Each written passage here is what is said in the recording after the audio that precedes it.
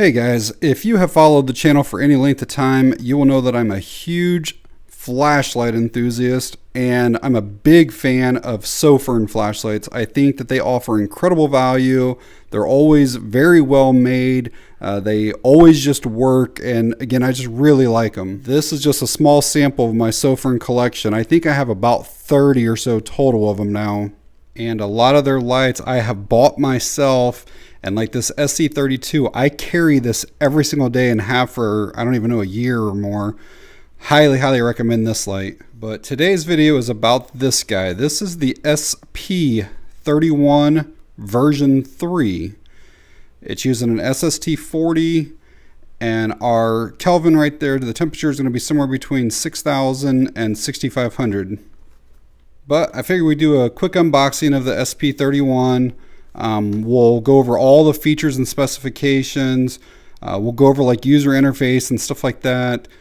Get outside, do some beam shots, and then I'll give you guys some thoughts on it. All right, let's get into this and we'll see what all it comes with here.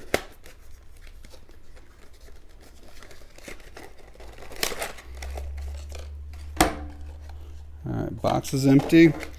So we have a user manual. I'll kind of quickly show you guys this in case there are stats or specifications that I do leave out. It looks like that is the operation of it. Turn that for you so you can see it. And I'll make sure I do go over that for sure. And those are different languages and different languages. Alright, so we got a USB-A to USB-C.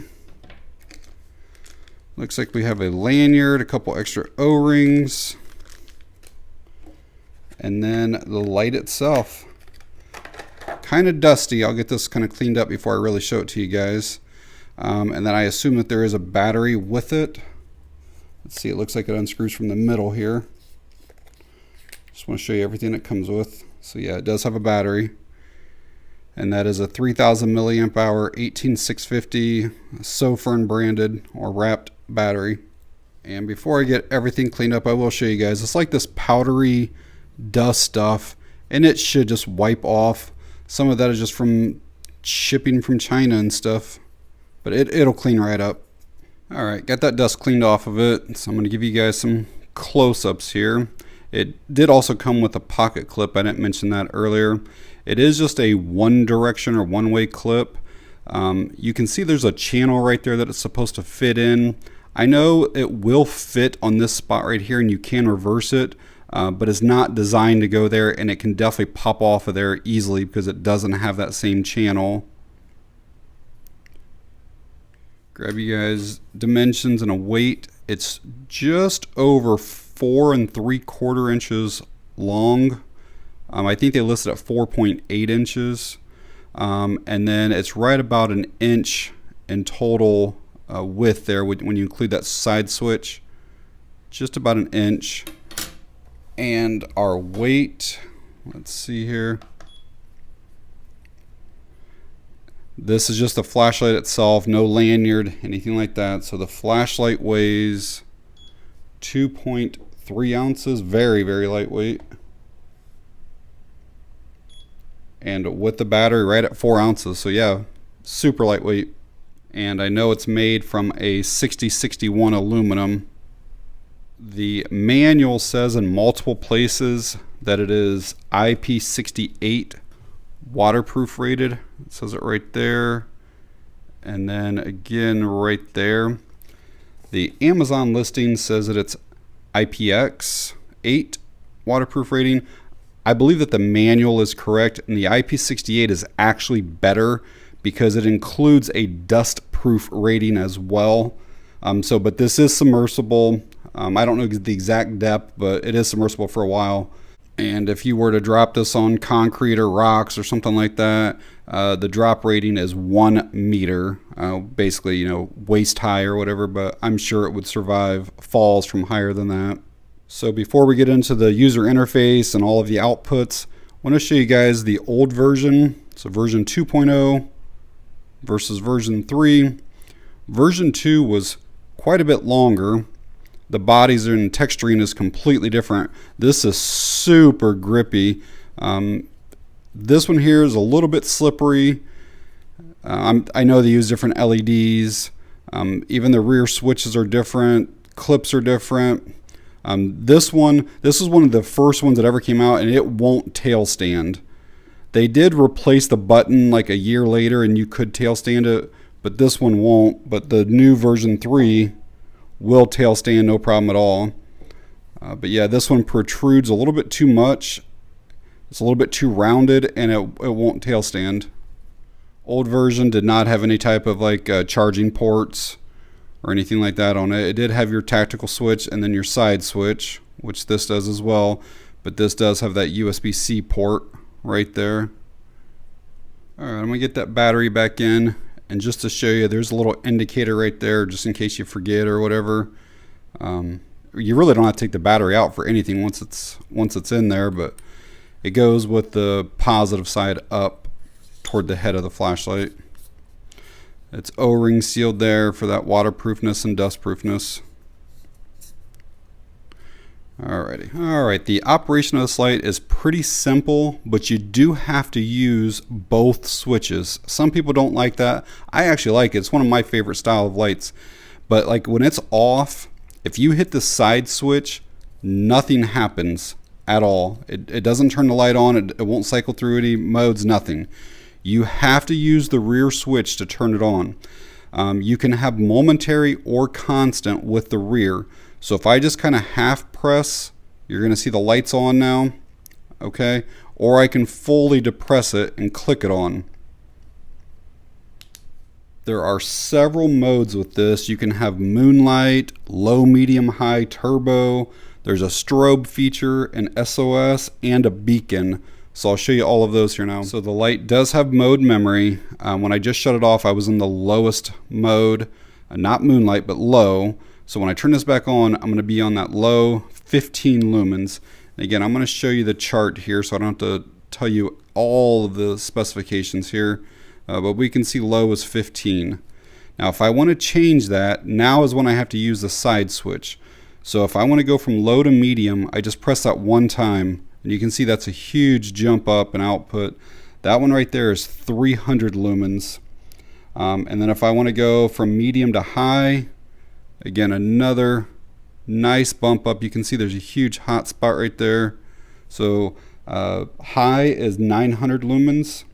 And then the next bump up is 2000.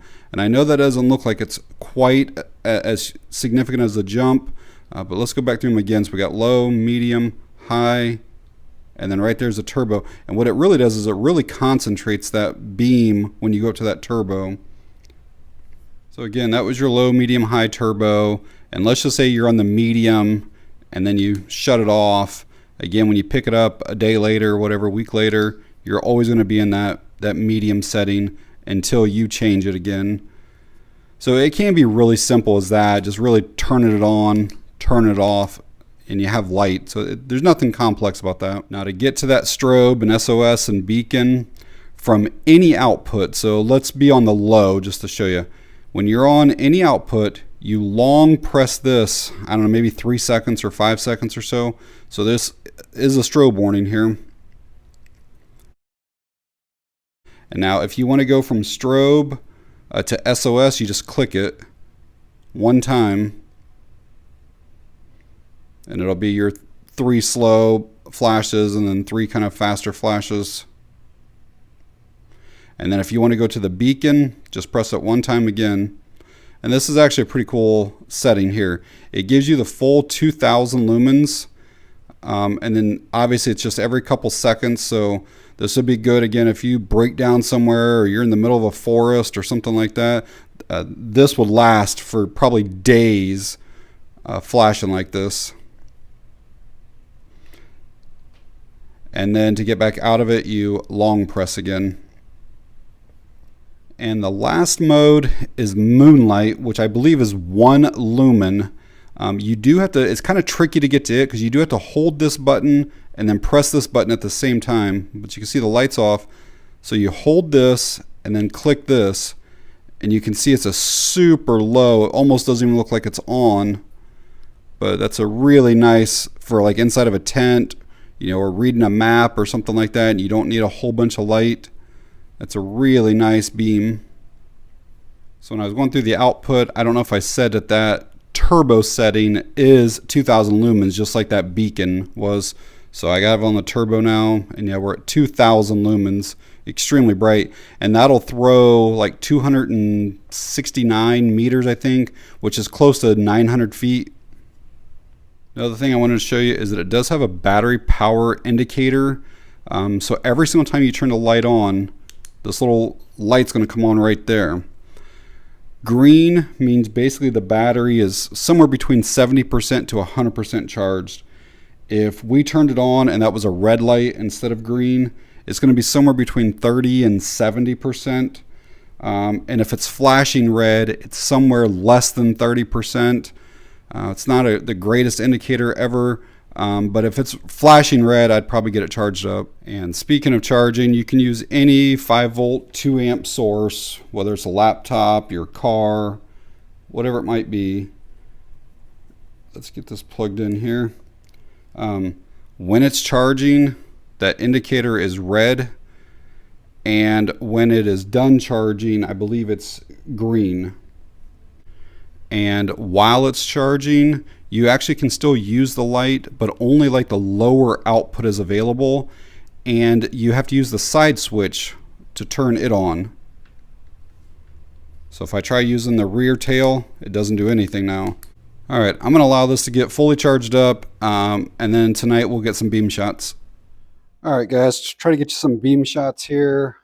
Inside, this wall is about 12 feet wide. And keep in mind, I'm recording with an iPhone, so it'll be much brighter in person. But we'll start off with the moonlight setting first. Again, probably not going to be able to see a whole lot. I'll show you my hand there so you can see what that would look like if you were trying to read something. Plenty bright for that. All right, we'll bump it up to the low next. Again, you can see the size of the hotspot there. And again, even this low setting easily lights up the entire room. Go up to the medium. And the high. You can really see that hot spot there. And finally the turbo. And again, on the table, it didn't look like there was such a huge bump between the high and the turbo, but definitely in here you can really see it now. All right, try to get you guys some outside stuff. We do have a full moon tonight, so it's not like the darkest of nights, but we'll see here. So this is our low setting. Kind of get you guys the driveway, and then kind of what we can see out this way. And then we'll flip it up here to the medium, and that's again a nice bump in output right there. And neighbors have lights on. But go up to the high next.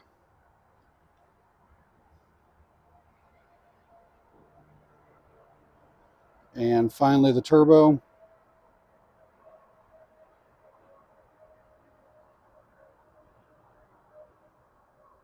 All right, let's see how the SP31 lights up the back of the house here.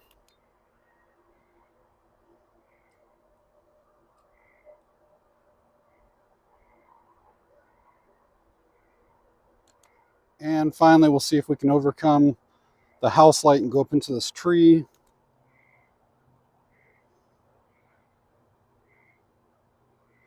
Those trees over there are pretty far away. You can see up in them really well. All right, hopefully those nighttime shots were helpful. I know recording on an iPhone never does a light justice. This thing is a really good performer. On that turbo setting, the 2000 lumens, it maintained that for several minutes. I'd say 4 or 5 minutes before it stepped down. It did get pretty warm, but you could still hold on to it. And when it did step down, I don't have like a lumen meter. I would say it was like probably half of the output, and then it just maintained that basically as long as you wanted it. I mean, probably a couple hours anyhow. on the high setting, which is like around 900 lumens, I did not detect any type of step down at all with my naked eyes. And again, it would just continue to run for a couple hours. So that's kind of like the sweet spot, 900 plus lumens for over 2+ hours without stepping down. Very nice. So I've had the SP31 for maybe 3 weeks or so. Just kind of give some thoughts on some things. I'll start with some of the positives. The build quality on this is absolutely fantastic. Just the cuts, the heat sinks, just the overall design, the texture of the buttons, just everything feels really, really nice on it. I don't know how well you'll be able to see down in there, but you can see this one here, but they're actually really thick, very nice springs, and you can bypass these if you know what you're doing with that, where you solder another wire, and it would actually give you even more performance out of this little light.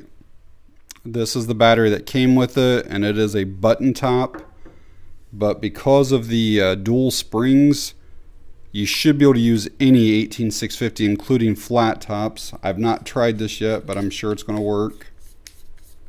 So let's get that on there tight, and as you can see, it is working. I'll go through the different modes. Works great. In fact, if you have some 16650s, which are skinnier than 18650s by quite a bit, they should work. Again, I've not tried it, but we'll see here. It's the same voltage, so works perfectly fine. Now, the working voltage is 3 to 4.2 volts. So what that means is that you cannot take two CR123As and have it work. Again, I've not tried it because I don't want to fry the new light. Putting these together will give you 6 volts, and that's way higher than what the 4.2 that they recommend. I like that it has that battery indicator there on the side, and then it also has the built-in USB-C charging. That's pretty convenient that you can just take it and, again, charge it in your car or wherever. I like the user interface on it. It's a pretty simple one. You could probably hand this light to somebody who's never used flashlights before, and they could figure out how to turn it on and cycle through the various modes. I like that it has a true low moonlight type mode. It is a little wonky that you have to hit that button first and then do that in order to get to it, but I do like that it has it. So a few things I kind of dislike about it. There's not any type of electronic lockout. You do have to press this really hard to get the light to come on. However, it doesn't take a whole lot of pressure on the rear switch to activate that momentary. And if you're on that turbo, that thing gets really hot really fast on the end of that. So again, if this were maybe in a bag or something like that and something just kind of rests up against that, I'm not pressing very hard at all. It's just the lightest pressure on there. And the only way to turn that off is to make sure that you turn that head, quarter turn or whatever. The pocket clip on here actually has a lot of tension. It's very strong. However, it is not reversible. Like I said, I've seen people who will try to put it up here on this spot, but then it will slide off or move, and then it's not designed to go there. It'll scratch up stuff, and it doesn't hold very well. So it would be nice if they just would have built another channel right there for it. And my last complaint kind of has to do with the pocket clip as well. I do wish it was a little bit deeper carry. Sometimes on a flashlight, you don't want it to be fully deep into your pocket, because you do want something to be able to grab onto to be able to pull it out. But this here, it's almost like a full inch that sticks up out of your pocket. And I kind of wish that they just brought this little loop, that little hump right there, just bring that up a little bit higher and then bring it back down, to allow that to go a little bit deeper into your pocket. I don't like that much sticking up out, but that's just a personal preference. Nothing wrong with it. So Sofirn is marketing this as a tactical flashlight, and I would definitely agree with them. You can get your full 2000 lumens completely silent here with this momentary press, and that is a blinding amount of light coming out of that. And then if you don't want that, let's just say I put it on the lowest setting here. well then that's going to be what your rear switch is going to give you, is that small amount of light then, but it's still completely silent. So at the time of me recording this video, these are on Amazon listed at $40, but there's a 25% off coupon, so basically they're 30 bucks. And keep in mind that it includes that battery. So in my opinion, that's an amazing value. And I will leave an Amazon link for that down in the video description if you want to find out more about it or pick one up. They're also available on Sofirn's website. It's just sofirnlight.com. If you don't have Amazon or don't want to purchase through there or anything like that. If Sofirn offers me any type of discount code, either for Amazon or for their website, I'll leave that down in the video description as well, but I don't know if they're going to. But alright guys, if you found the video helpful or informative in any way, please give me a thumbs up. If you have any questions or comments, leave them down below. And that's going to be it on this one. Thanks for watching. I appreciate it.